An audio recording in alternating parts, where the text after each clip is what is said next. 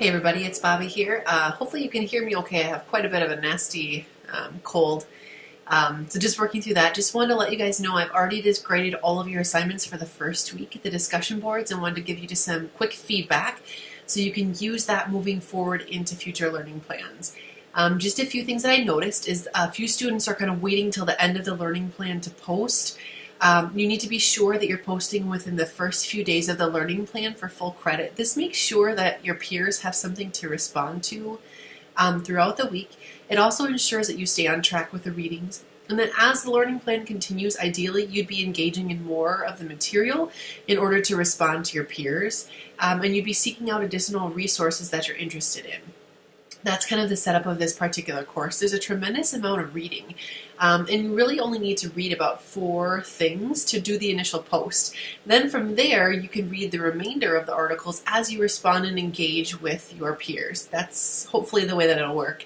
And it sort of keeps the workload spread throughout the 2-week term.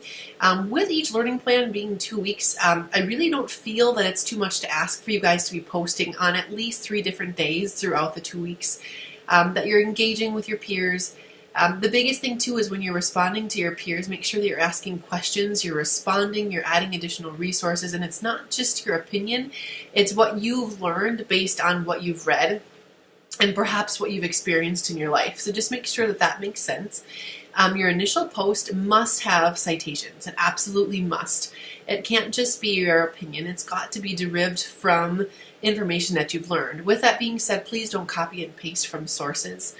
You can summarize the content and then cite it, but don't use the entire post just to copy and paste. Then it's not your original work. So just making sure as we move forward that everybody kind of understands the expectations, they feel confident in their skills. The grading rubric is accessible in the discussion board. Should you have any questions at all, you can reach out to me with any questions that you might have, and I'd be so happy to help you.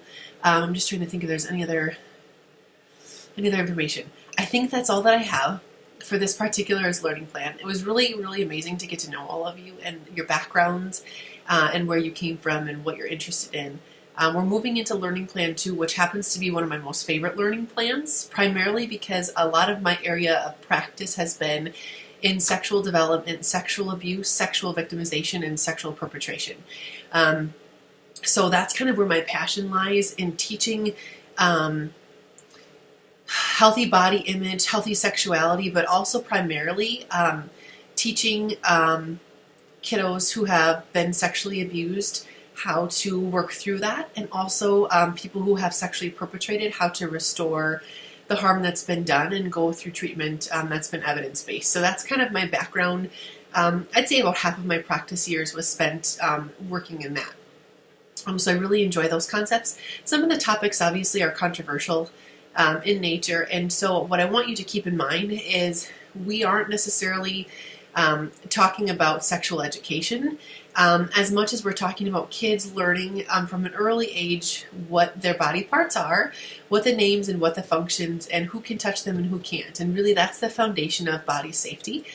And it helps in so many ways when we're talking about prevention of victimization, if victimization has occurred, identification, and then further treatment if necessary. With that being said, I think we have to be sensitive to the fact of how we respond to kiddos if they've been victimized, that oftentimes our response can be very traumatizing. So I'll talk more about that as our learning plan continues, but I just want us to start thinking about some of these concepts as we move forward. I'm really glad that you guys are here, and I look forward to continuing to move forward in this learning plan. So touch base with me if you have any questions at all.